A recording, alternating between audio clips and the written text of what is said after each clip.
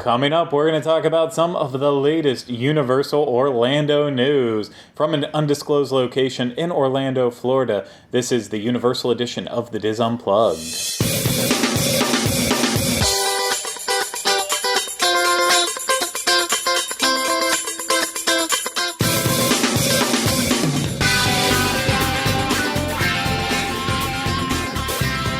This is episode 168 of the Diz Unplugged Universal Edition. The Diz Unplugged Universal Edition is brought to you by Dreams Unlimited Travel, experts at helping you plan the perfect Universal vacation. Visit them on the web at www.dreamsunlimitedtravel.com. Hello everyone, welcome to this week's episode of the Diz Unplugged Universal Edition. I am your host, Craig Williams. Today I am joined alongside by my co-host, Mr. Ryno Clavin. Hello. And throughout this episode, you may hear scampering, you might hear some barks, a wolf a time or two, a wolf. That is because we are currently filming this week's show at Ryno's house. That's why I said an undisclosed location. You're not allowed to know where it is. You'll never know where it is. But yeah, Don't challenge people to find it. Don't try to seek it out. We want to be in the studio this week. This is a very special show because Pete made the decision on the plane ride back, essentially, that we would just take the rest of the week off from doing recordings, try to film him with some vlogs, as well as... Rocket agrees. Right there. Pete said that we would take the week off from the rest of the shows that we have to do. We'd kind of fill it in with vlogs and other things.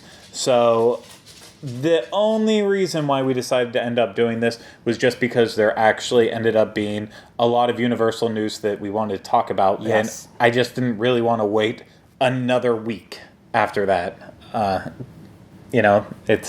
News will get old very quickly, and there were some exciting things this week. Very exciting.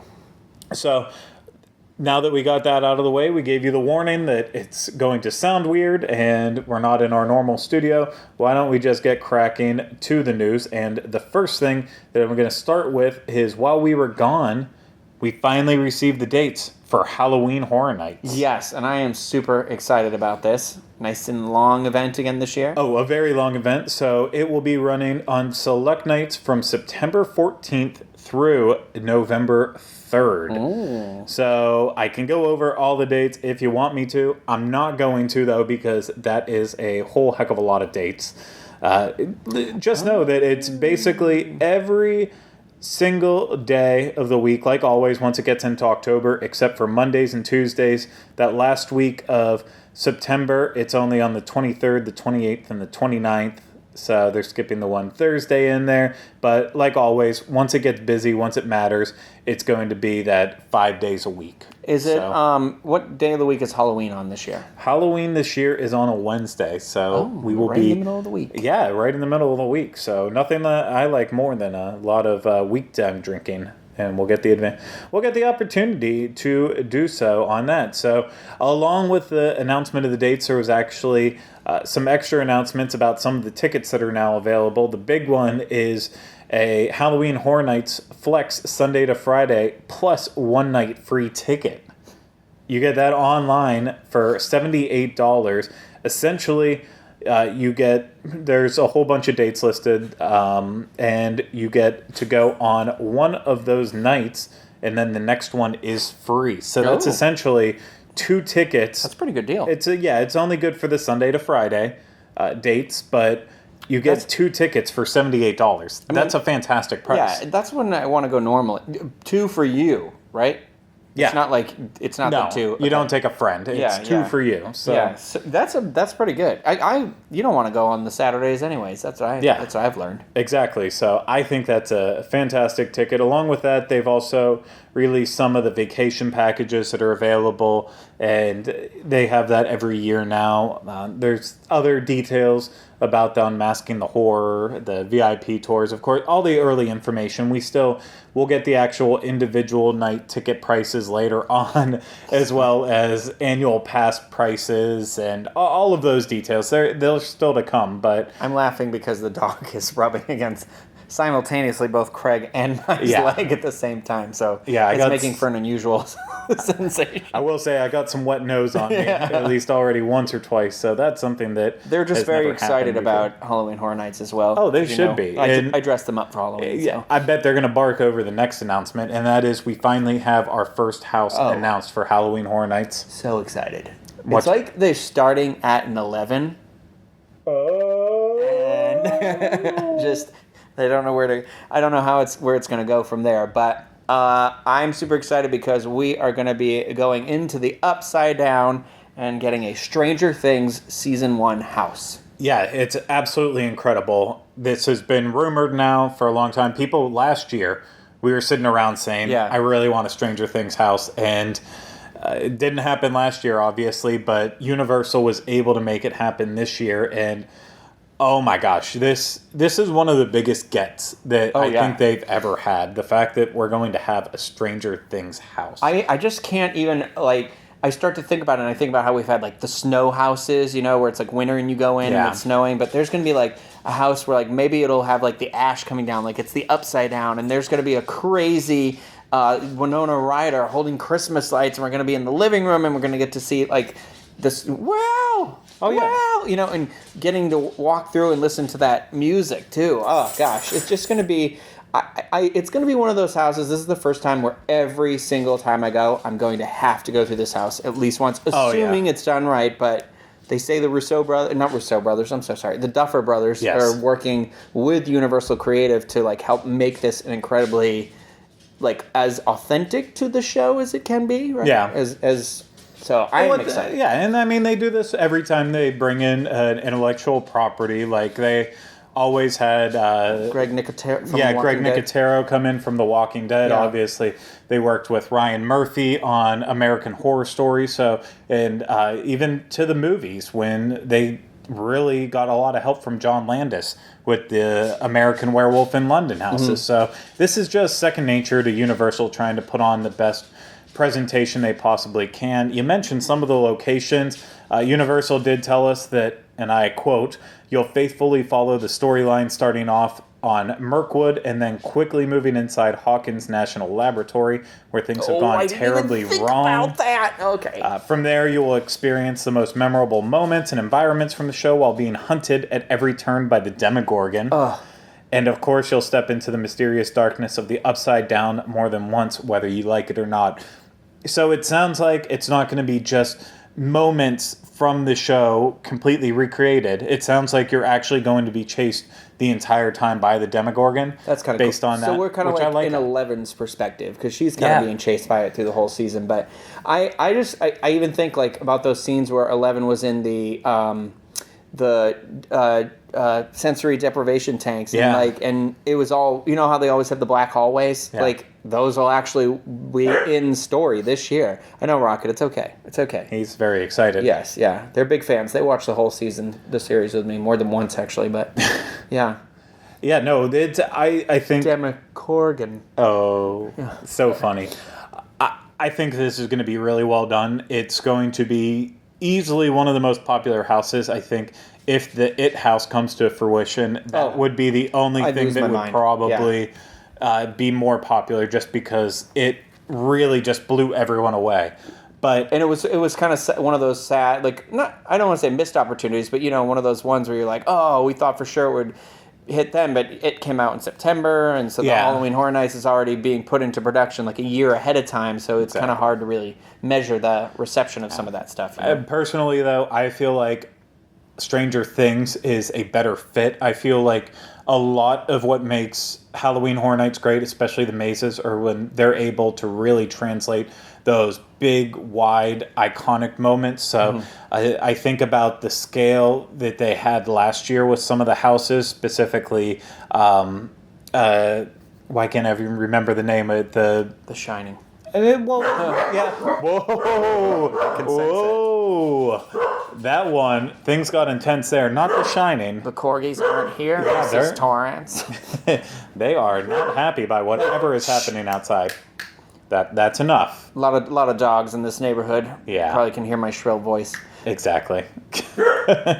Okay, that's Rocket. enough now. Hey, This is Yeah. definitely going to be a show to remember. Not the Shining. Why can't I think of the name of the one with on the bayou? Oh, With the, Dark Waters? yes, thank you. I kept wanting to say like Blood on the Bayou, and I think that was the name of the No, scare. Hard Rain was the movie I was thinking of with Christian Slater, but yeah, Dark Waters. Yeah. So I think about that first scene you walked into there with the riverboat, like big wide scenes Yeah. like that. I think that's if they take this Stranger Things house into that that type of environment, it can be beautiful, but at the same time, they have to be able to narrow in on some of those tighter, scarier moments, especially with these Demogorgon scares that we're going to get. We're going to have to go and do it in Hollywood, too. Because I like Stranger Things enough. Assuming their budget goes up and it doesn't end up being... It's going to be dark hallways the whole time. It'll literally just be Eleven's deprivation tank and just like random pop-out Demogorgon things that are made out of cardboard. But it will be in Hollywood this year as well as Singapore. So, heck, I wish we could get out to Singapore that would be amazing. and see it. The one last thing I want to say about this is the poster art that they released with it. Beautiful. It's just amazing. It's it's the four boys on their bikes outside of the Universal Studios Hollywood Arch. Oh my gosh, hot take real quick with this too. Because it has, they wear some iconic costumes. I can't tell in this photo. Let me see this really quick from you here. Okay, so yeah, Will's wearing it and he's got it. So if you're looking to dress like some of your Stranger Things characters to go to this event, actually at the Target near my house right now, don't find out where it is. Your local Target will have it probably. But Target did a line of clothes that was all Stranger Things, but they have each one of the kids like specific outfits. Oh. And they have the Will flannel, the blue flannel is only $7.50 on clearance right now, and his yellow and orange vest that he wears in season 2 is also there for like $12. I almost bought it the other day and was like, will Craig be really annoyed if I wear this to Halloween Horror Nights on the first day? But it's so hot out, but I might have to go pick that up. The answer is a solid maybe. I may or may not be annoyed by it, but the poster's just... Brontosaurus. Regardless, the poster's amazing. It's got the Welcome to Hawkins sign out front of it, and it's like the upside down is starting to take over the arch. Whatever they put this on, I'm going to buy it. Yeah. Like I want that actual poster. I wish they would make like a real size, the full size poster, but I want that on any merchandise they put it on. Yeah, I agree. I will be the same thing. A lot of people probably will. But that is our first big house announcement for Halloween Horror Nights 28. Of course, we're going to get more, a lot more as we keep going on. And I would expect the next announcement in the next month or so. And, the closer we get to Halloween, then they'll announce the originals, all that. Do you remember what the first house was announced last year? Was American Horror Story. It was American Horror Story, okay.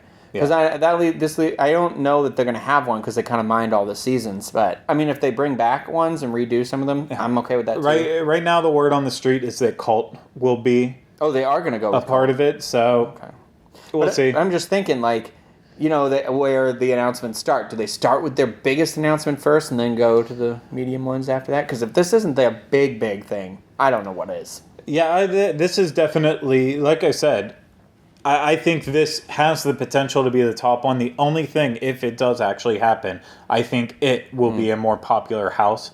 But I think this year, if we get an American Horror Story house, the announcement for it will be somewhere buried in the middle. I just said buried. Bird in the middle. Bird in the middle. But Furball.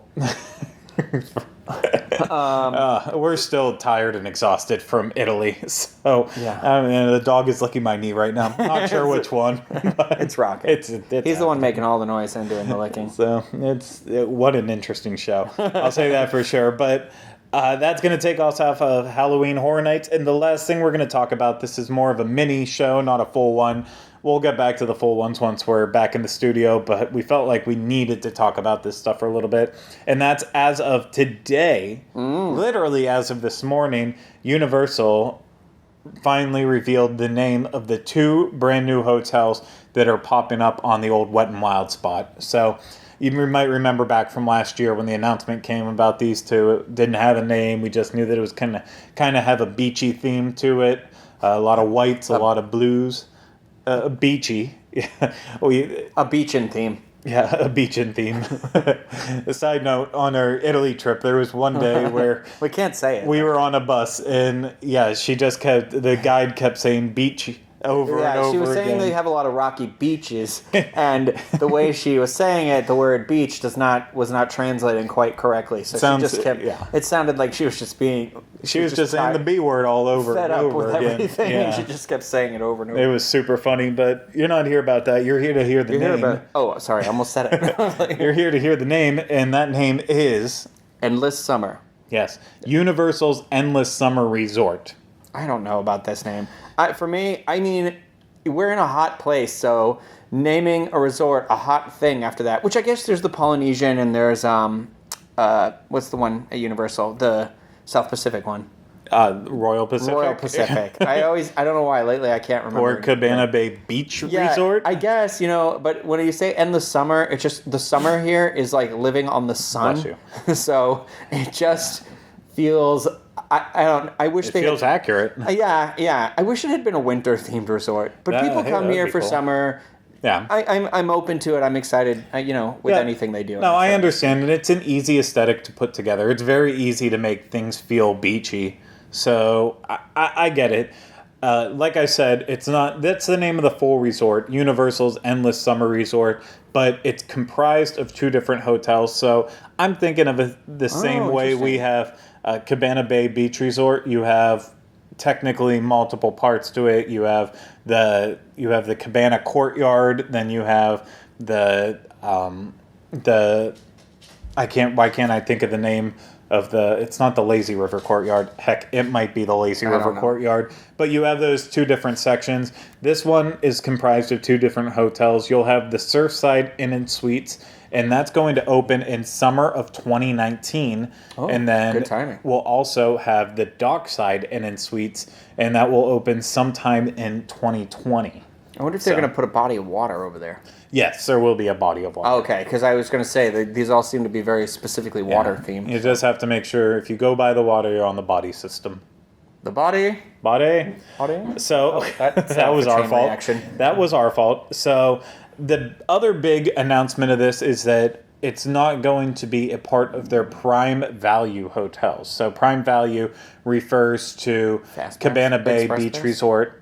No, just the tiers. So they have multiple tiers. They have their sorry. Yeah. They have their deluxe category, and that is Hard Rock and Portofino. Mm-hmm. And then I think it is moderate, or it's something named like that, and that would be Royal Pacific. That it's still on the Express Pass system because it's grandfathered in, but technically it and Sapphire Falls are together in the moderate level. And then Prime Value is Cabana Bay, and then soon to open in this fall is Universal's Aventura Hotel, and that's considered the Prime Value. And now we have the new category, Value, and that's what's going to be Universal's Endless Summer Resort. And the reason it's going to be a value and not a prime value is that it will offer rates as low as $73 per night. For a brand new resort in Orlando. Yeah, a standard room as low as $73 per night. That's cheaper than like Holiday Inns and stuff. Oh, it's ridiculously cheap. And not only that, it's not just standard rooms. They're also going to have suites. That's why when I said inn and suites, I mentioned suites. And they're going to have 1,450 two-bedroom suites that will sleep 6. And the big thing about that is more than half of the rooms are going to be comprised of these suites. So I forget the total number for the hotel, but 1,450 suites that sleep 6 guests. That's massive. Smart. Well, and guess what the price point of that starts out as? Well, I want to say normally it'd be like $300 a night at least, right? Well, that's it if you're at Art of Animation, which is... they're great rooms. 150. 111 per night. Holy smoke. Starting at... Yeah. Jeez, why wouldn't you just get those rooms then? That's smart. It is. Well, and Universal isn't going to make a dump hotel. No. It's still going to have, because it's operated by Lowe's, it's still going to have all the things that you expect from a Lowe's hotel. I expect it to be very similar to Cabana Bay, especially the suites, that these will have 2 separate bedrooms, a kitchenette, a dining area, and a bathroom with a separate shower and vanity. So like Cabana Bay has the 2 separate bathrooms, the one that's a toilet, and then the vanity in the middle, and then the shower in the one section. They have the 1 bedroom off by itself. So I expect it to kind of be like that. The only rub here is this is the only resort you can't walk to, right? Yeah. I mean, there will be a walking path. You can do it. It's going to be a little bit of a long walk, but it's not. It's one that people are already making to stay at the other hotels across in this area. Oh, interesting. But there will be a free shuttle. There will be a bus shuttle to take people back and forth. And on top of that, too, there will be the early park admission amenity. You're not getting your express pass with this, obviously, for that price point. Not at all. But you do have early park admission still. So, and you have the great team at Lowe's Hotels running the hotel still. So that's always a benefit. This is a big deal. The fact that the rooms are going to be priced like this in so many suites, something that people want more and more. They want the lifestyle of staying in a suite because of the room and comfort, but they don't want the price point. This is a great thing. Really smart, too, because if it's summer of 2019, the first one of these openings, the whole thing is that when the Galaxy's Edge at Hollywood Studios, the Star Wars land opens, that's just going to kind of be chaos. And everything's going to be packed, and Disney's trying to build the other resort, and so even if all the rooms at Disney were filled, every hotel was capacity, that still doesn't mean all the parks are full. Yeah. So it's kind of like, it's smart because anybody who's maybe saving up for a big vacation and they're like, okay, let's hit Harry Potter and Star Wars, you've got this well, where do we stay? And now it's like, well, why wouldn't you stay if you got a 2-bedroom or not 2 bedrooms. Was it 2-bedroom? The suites? Yeah, 2 bedrooms. 2-bedroom suite for $111 a night.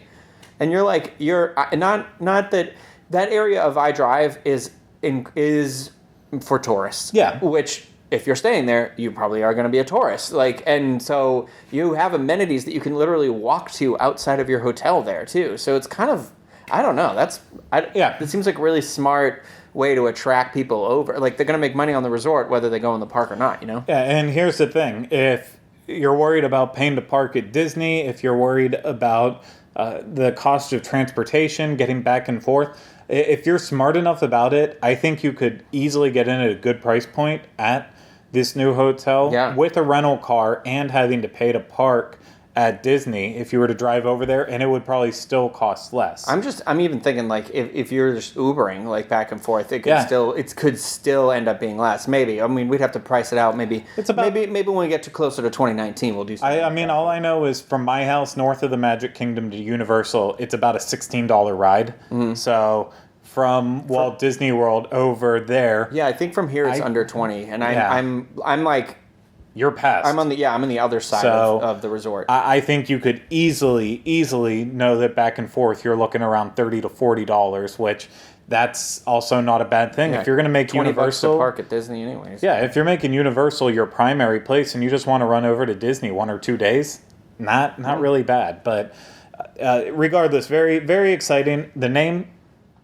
Not so exciting. It's a very interesting name. It sounds like Dante's Inferno, like I'm going to be trapped in one of the 7 circles of hell because it just says endless summer. But you know what? You're coming from Canada. You're coming from...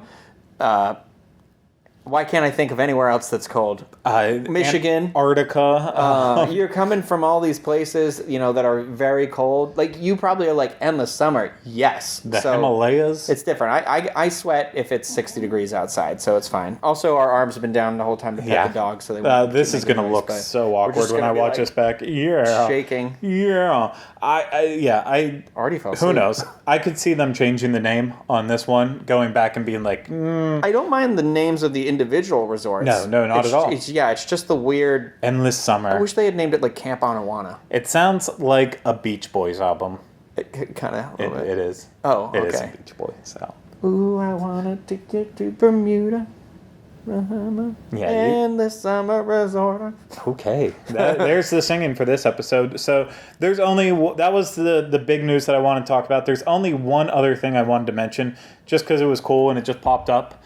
As I was actually, you're bumping the table. Yeah, as I was pulling into Ryno's house and waiting for him to get out of his car and stuff, I noticed that I got an email from Universal Studios Hollywood, and they're actually doing a fun Jurassic Park 25th anniversary celebration. Oh, Oh, cool. And it's happening on May 11th and 12th at Universal Studios Hollywood. And they're saying, take a journey back into the world of dinosaurs at Universal Studios Hollywood to celebrate the 25th anniversary of the movie that started all Jurassic Park. Enjoy special exhibits, themed photo ops, a fan costume show, live entertainment, giveaways, character sightings, exclusive after-hours access to face off against a 50-foot T-Rex on Jurassic Park The Ride, and much more. And then while here, join us for a private screening of the original film on the big screen at Universal Cinema on City Walk. And price for this evening event is $69 per person, or if you do an all-day park admission plus the ticket. Somebody's banging on my door downstairs. Sorry. Is that what that is? Yeah. I'm convinced that the people who live below me are perpetually hanging up signs, or they just really love each other, because there is always a constant tapping happening. Yeah, see, I thought I heard gunshots kind of off in the distance. Well, also that too. The police are often here, so. We'll hope for yours, but one of the two. So does it say what time you get into that one, or no? Well, no, sorry. I don't think I even gave the price for the all-day park admission plus evening ticket is $129 for that combo. Oh. So how much was the other one? Just the evening one? Just $69 alone for that. There's discounts and stuff for annual pass holders. Pretty good price for it, because the regular one-day ticket is already like $100 and something, right? Yeah, the one-day ticket, I think, plus with this event, I think definitely go with that if you already don't have a pass. Yeah. If you can even get in. They said this is very limited, so it's something you have to jump on fast, which probably is why limited to the amount of people in the theater. Exactly. The big theater, yeah. I would say that, but I don't know. It just seemed like a cool little thing. I would never fly out to Hollywood just to do it, but yeah. I'm glad that they get in on the fun of Jurassic Park. They deserve it. They do deserve it. We all deserve a little bit of Jurassic Park. I think we all do. But that is actually all I have for this. I know it's only like 20 minutes, but like I said, it's stuff that we wanted to talk about right away. We didn't really want to wait any longer, but at the same time, too, it is what it is. So thank you so much, Ryno, for opening up your home to us so we could sit down and have this conversation real quickly. He's going to bring up one of the guest stars. Quick. This was the quiet one who fell asleep, and then he just woke up and he wanted to sit on my lap, but he was afraid to ask. Yeah, and meanwhile, Rocket is... He looks like he's about to bite me. You know that scene in Lady and the Tramp where they're all in the dog's cells? Yeah. There's one over there. Yeah, like, that's what he looks like. He's got his face pressed against the gate, but yeah, don't forget, because we didn't say it in this time, because this is our third or fourth attempt at recording this. Yeah. We did record a vlog. You should check out too. Yeah, tomorrow we're going to be releasing a vlog from Voodoo Donuts, because that was another one of the big things that happened while we were gone. It started its soft opening. I don't know if it's, technical rehearsal. We like that better because soft opening sounds disgusting. Oh, I was laughing at the dog yawning, but I didn't realize, yeah. And so it started that soft opening, and I don't know, it might have grand opened already now, too. I don't know. They're doing we were a great gone job, so whatever long. They're doing. Yeah. It says the now open sign was hanging out in front of it, so it is open regardless. Yeah. So we have a great vlog. We tried 6 different donuts while we were there. Yeah, everything was just really fantastic. Really, really blown away by it. And I know I'll be back many times, but, well, I don't want to spoil the whole thing for you. Otherwise, there's no point for you watching the vlog. Yeah. So I guess there's that. Watch it. Yeah, just watch it. Whether you're watching this show the day it was released or 30 years in the future from now when none of this is relevant anymore, regardless, just watch it and enjoy it, because I know I will. But thank you, Ryno, so much for being here and doing this. I don't know quite what else to say. I guess if you're watching this on YouTube, then make sure you are hitting the thumbs up button. And did I already say all this stuff? No, you did, but we had an error in the video. That's right, we absolutely did. So if you're watching this on YouTube, make sure you hit that thumbs up button, like it, and leave lots of comments about how our production audio is just production quality is awful in this one. The audio is unlistenable, all that good stuff. Remember, this isn't the only show that's had a dog have an appearance on it. Exactly, it's not. Remember. And on top of that, make sure you're subscribed to us on YouTube. If you're listening to this on iTunes, please do not rate and review us on this episode alone. All the other ones, just not this one. And make sure you're also subscribed to us on there. And, of course, I think that might be it. DizUnplug.com as well. Always. Links Good stuff. Oh, okay. I was like, what? Been there before. Said it again. Not all familiar that with it. good stuff. Thank you so much for listening and watching. We hope you enjoyed it. We'll be back with you next week for another in-studio episode of the Diz Unplugged Universal Edition. But until then, remember, no resolution.